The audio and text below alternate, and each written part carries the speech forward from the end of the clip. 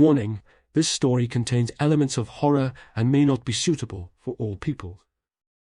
The world had ended. The streets were empty, the buildings were crumbling, and the only sound was the shuffling of the undead. As Sarah crept through the abandoned city, she could feel their hungry eyes on her. The zombies were everywhere, their pale, lifeless skin contrasting with the bright red of their blood-stained clothes. She tried to keep to the shadows, but the zombies seemed to sense her presence. They lurched towards her, their arms outstretched, their jaws gaping wide. Sarah ran as fast as she could, her heart pounding in her chest. She could hear the sound of their moaning getting louder, and she knew she had to find somewhere to hide.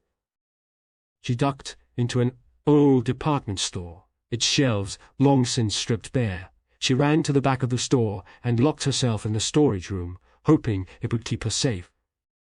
But the zombies were relentless. They pounded on the door, their moaning growing louder and more frantic. Sarah tried to stay quiet, hoping they would give up and move on, but they seemed to know she was in there. She could feel them clawing at the door, trying to break through. She knew she had to find another way out, or she would be trapped in there forever. As she searched the room, she found a trapdoor leading down to the basement. She knew it was a risk, but she had no other choice. She climbed down the ladder, her flashlight illuminating the dark, musty room.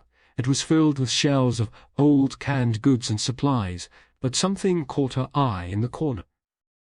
There, huddled in the shadows, was a figure. At first, she thought it was another survivor, but as she got closer, she saw the truth. It was a zombie, but unlike any she had seen before. Its skin was rotted and mottled, its eyes sunken and lifeless, but it was wearing a tattered wedding dress, and in its hands it held a bouquet of dead flowers. Sarah backed away slowly, but the zombie didn't seem to notice her.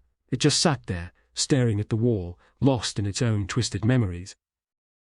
As she climbed back up the ladder, she could hear the zombies breaking through the door. She knew she had to move quickly, or she would be their next victim. She ran through the basement, searching for another way out, and just as she was about to lose hope, she saw a glimmer of light coming from the corner. There, in the far wall, was a small tunnel, just big enough for her to crawl through. She scrambled towards it, her heart racing as the zombies closed in behind her. As she crawled through the tunnel, she could hear the sound of their moaning, growing fainter and fainter, and when she emerged on the other side, she knew she had made it out alive.